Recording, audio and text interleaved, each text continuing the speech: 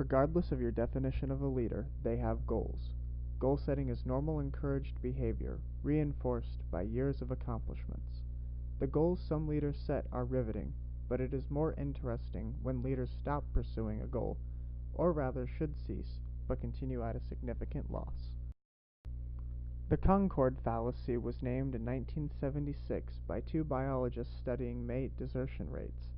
This fallacy was named after the supersonic jet, as the plane's financial future was known to be bleak long before completion, but both investment parties continued to fund the creation on the basis they had already invested too much to quit. The sunk cost effect is quite similar, but has its roots in economics. The sunk cost effect is a maladaptive economic behavior that is manifested in a greater tendency to continue an endeavor once an investment in money, effort, or time has been made. Only in the past decade has there been any literature to connect the two. Hal Arks and Peter Ayton wrote, "The sunk cost and Concord effects. Are humans less rational than lower animals?" in 1999, with the goal of having these terms and their users become acquainted with one another. While Arks and Ayton do have several questions about these effects in lower animals, they present an overwhelming amount of evidence that adult humans do. If you were to spend $2 on ice cream and then spill it immediately, would you buy another? How about if you lost $2 before purchasing ice cream? Would you still buy it? Chances are most of you would buy an ice cream after losing $2, even though both scenarios have the same cost. Few of you would purchase ice cream after having spilled your first one. Adult humans tend to overgeneralize the don't waste rule, causing the purchase of the second ice cream to be viewed less favorably. There are many ways the Concord fallacy can waste leadership. Many of us have heard, "Don't waste your time on them," and it should be an indicator that someone else put effort into whomever they are. Since it may appear they are not up to your expectations, you won't waste effort on them, although I certainly hope a leader would. Leaders also need to know when to adapt to followers instead of maintaining their original vision.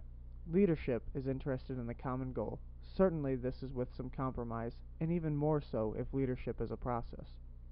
Leadership is wasted if a leader won't adopt the common goal.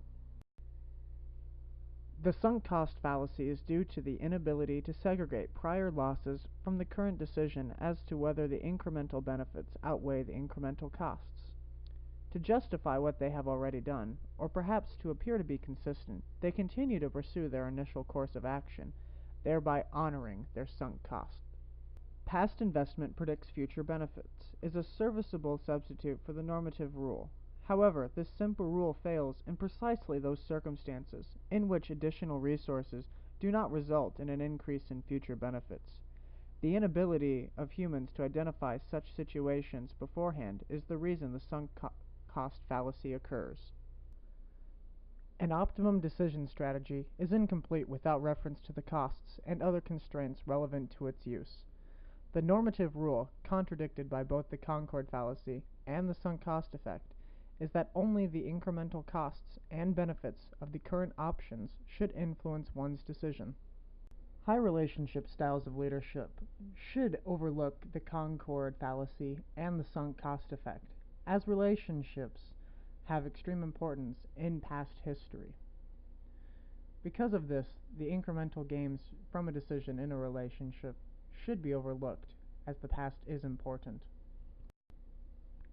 However, with regards to the outcome, if it is not relationship-based, using this knowledge of the Concord fallacy and sunk cost effect should be quite effective, so that a leader does not place any extra emphasis on what has been. More outcome-based styles of leadership should certainly give weight to the Concord fallacy and sunk cost effect in any decision that they make, as knowing that the past costs should have no bearing on the future benefits. Not wanting to change the way things have been done, merely because it has been successful in the past, is a fine example of the Concord fallacy, because the way things have been done doesn't guarantee that it will be most beneficial in the future. However, leaders can use the Concord fallacy and sunk cost effect to their advantage. Followers who may be compliant, if they have put sufficient effort into a project or into a goal, may employ the Concord effect and sunk cost fallacy in order to finish this task. When a follower employs these effects, they often are led to believe that a project or task is worth finishing because of the effort they've put into it thus far, regardless of how strenuous or tedious it is. This is a paradox because any task that has been completed is worth finishing. Assigned leadership certainly has these pitfalls. With titles and roles in any organization, a leader may resist changing their view of their followers or the common goal for a variety of reasons. If the leader bears personal responsibility for an initial investment, that person is much more likely to throw good money after bad investments.